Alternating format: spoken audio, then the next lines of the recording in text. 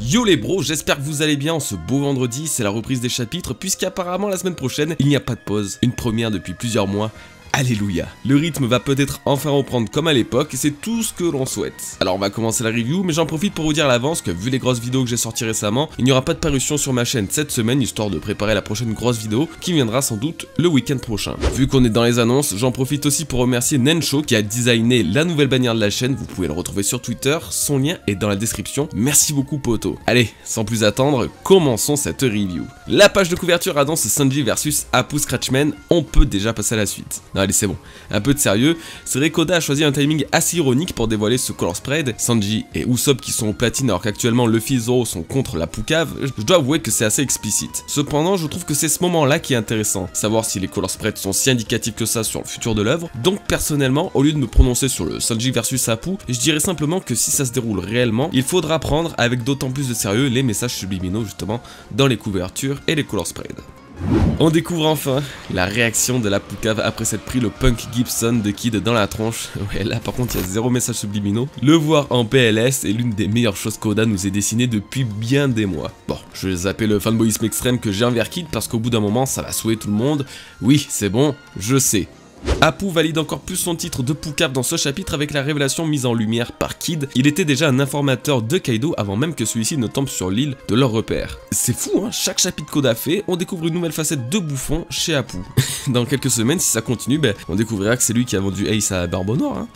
Pour la suite, et là je peux pas trop cacher ma déception pour le coup, suite à l'apparition de Numbers. En fait, ce sont juste des géants un petit peu plus grands. Putain, quelle poisse. Non mais, les géants je sais pas, on en voit à toutes les sauces, des pirates, des pas pirates, des gentils, des méchants, des grands et des un peu moins grands, enfin, et ça depuis le début. Donc, je sais pas, il serait juste temps de nous les faire découvrir à Elbaf, en bonne et due forme, pas de nous les mettre en costume latex moulant à moitié bourré. Là, pour la défense des Numbers, je pense effectivement qu'ils n'ont pas seulement cette forme-là, et je me demande même s'ils ne sont pas de la même espèce que les Yeti Cool Brothers, ayant mangé une sorte de Zoan ou un Smile, ce qui les rend donc 10 fois plus massifs que des Zoan basiques. Car si on check vraiment bien la première introduction des Numbers, ils avaient quand même en tout point cette air bestial, démoniaque et tous ces trucs qui font un parfait titre YouTube. Je reste donc sur l'idée que malgré tout, que ce soit des Zoan plus spéciaux que ce qu'on pourrait le croire, genre éveillés ou quoi que ce soit, par contre, s'il s'agit bien de géants, cela pourrait aussi d'autant plus intéresser Big Mom, elle qui les cherche autant. Et si Kid mentionne qu'ils sont plus grands que les géants, c'est sans doute pas pour rien puisque les seuls étant réellement plus grands que les géants sont soit les Oz, soit les Yeti Cool Brothers justement. Bref, le quatuor de choc des supernovas comprenant Luffy, Zoro, Kid et Killer est absolument délicieux. Le seul qui tient la route c'est Killer, les trois autres ce sont des têtes brûlées, mais qu'est-ce qu'ils vont bien ensemble, c'est ouf. D'ailleurs, c'est Killer justement qui trouvera le moyen ultime de contrer les attaques dévastatrices de la Poucave, en se bouchant les oreilles. Fuck yeah.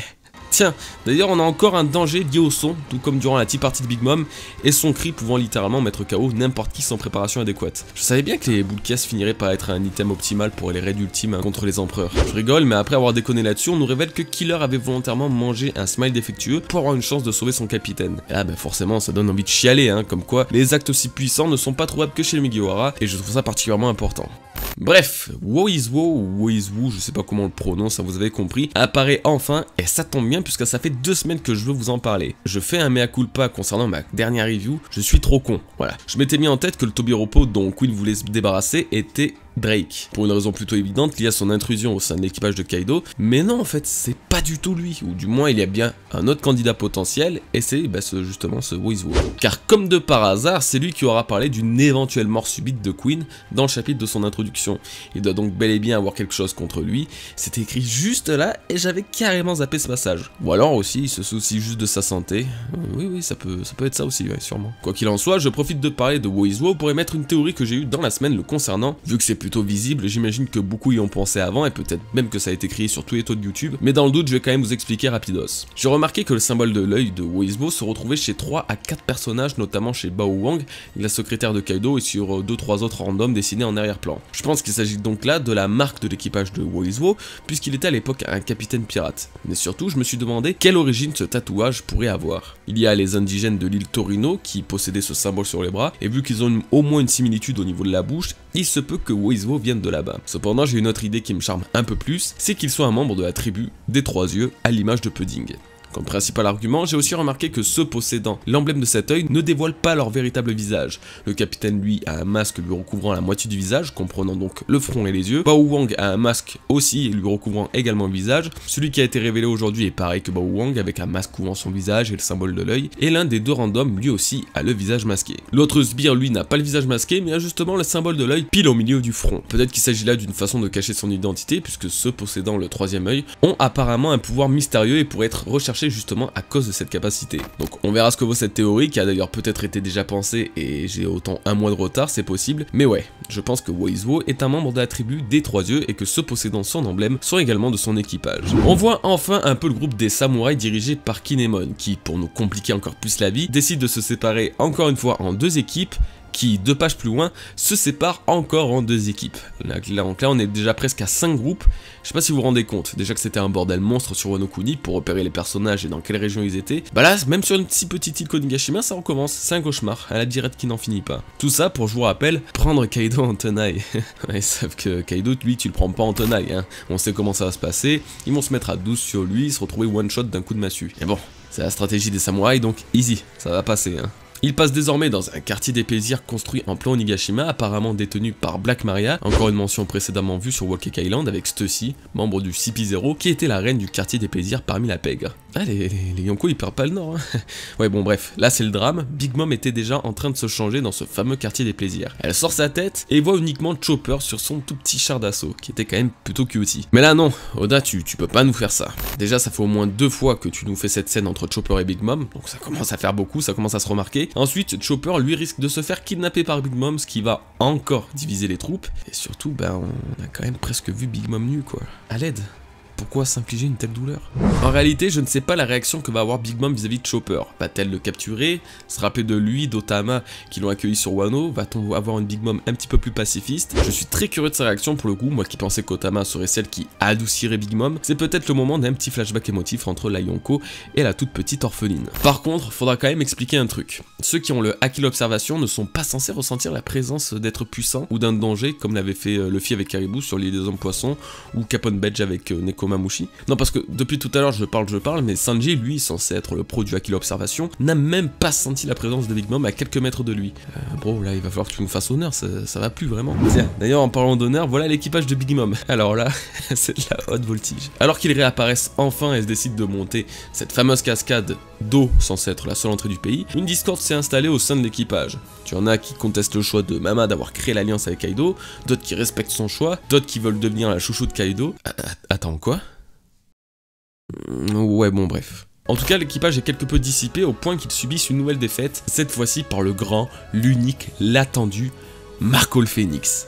Les vestiges de la garde de Marineford ressortent, Marco le Phénix, premier commandant du grand Edward Newgate ainsi qu'Izo, commandant de la 16e flotte, refont enfin surface avec Nekomamushi. Évidemment, un plaisir non avoué a fait surface en moi, revoir l'une des têtes emblématiques de Barbe Blanche et ô combien jouissif en ces temps de guerre. Il a apparemment eu vent de l'histoire d'alliance justement entre Kaido et Big Mom et a fait toute la route le séparant de Wano Kuni pour apporter de l'aide à notre cher Luffy dans cette guerre comme au bon vieux temps. Luffy va enfin pouvoir le remercier, il va enfin pouvoir lui sauver la vie comme il lui a sauvé sur Marineford, son arrivée des moments totalement incroyables sur Onigashima. Mais le relou que je suis se doit quand même de l'ouvrir sur un point ou deux. Déjà, Oda, tu nous fais quoi avec l'équipage de Big Mom? Tu comptes nous la refaire combien de fois aussi cette scène? Ça va, t'as ridiculisé à cette fois Jack, lui c'était le punching ball de service, maintenant c'est l'équipage de Big Mom qui prend une source considérable en ne parvenant à absolument rien faire. Ça doit faire à peu près une semaine qu'il cherche comment rentrer sur Wano Kuni, on ne sait même pas ce qu'il foutait pendant ce temps-là, et voilà que Marco nous fait une king. Je dois avouer, pour le coup, je suis pas super fan pour le moment. Ça veut dire que sans Big Mom ou Katakuri, ces mecs-là n'ont quasiment aucune chance de réussir.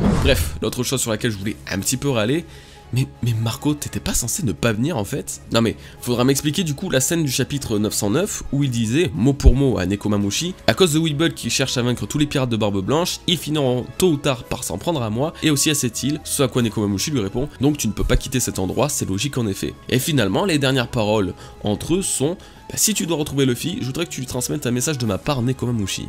Mais du coup, pourquoi tout ce soin si c'est pour qu'il vienne? Alors attention, hein, je suis quand même très content, hein, j'adore Marco, et sa présence me paraissait d'ailleurs primordiale dans une telle guerre. C'est aussi pourquoi dans ma vidéo sur la garde Onigashima, j'exprimais l'hypothèse qu'ils se battent contre King, tant leurs deux fruits du démon matchent bien ensemble, donc de ce côté-là ça va, je suis vraiment rassuré, mais à la fois je comprends pas ce changement de décision. Alors du coup, l'île de Barbe Blanche elle est sans protection, quelqu'un la protège en attendant. Il est possible que ce soit du coup un autre commandant qui remplace Marco, vu que ce dernier est allé chercher Izo, c'est qu'ils doivent tous avoir une sorte de contact, ou au moins savent où se trouver, donc peut-être que Josu ou Vista gardent le village natal du vieux, mais je sais pas quand même, ça paraît un peu bizarre, non? Car pour le coup, Weevil est plus que jamais au centre de l'attention, et ses prochains déplacements peuvent alors être soit cette fameuse île gardée par Marco, hein, soit Wano Kuni. Oui, après tout, on rentre dans ce pays soi-disant isolé comme dans une boulangerie, donc je serais même pas étonné qu'il finisse par y atterrir lui aussi. Après, j'ai personnellement toujours pensé que Weevil finirait par s'allier avec Luffy, voire même s'allier avec Luffy pour vaincre Kaido, donc en vrai ça m'arrangerait de le voir arriver. Bah oui, après tout, sa force est comparée à celle de Barbe Blanche jeune, donc je le vois mal rajouter un monstre pareil en tant qu'adversaire, alors qu'on sait pertinemment que quasiment personne ne pourra le vaincre. En tout cas, malgré tout, perso, ça me fait tellement plaisir de le voir apparaître, vu les combats déséquilibrés que nous avons eu en prévision durant la guerre d'Onigashima, il sera là pour remonter de niveau, et c'est vraiment la meilleure chose qui aurait pu arriver à cette guerre. Du coup, le message, il pourra le transmettre lui-même à Luffy, alors de quoi il s'agit on sait pas, perso je pense que c'est peut-être une histoire de poneglyphes, mais ça, Marco a encore quelques temps pour nous le dévoiler.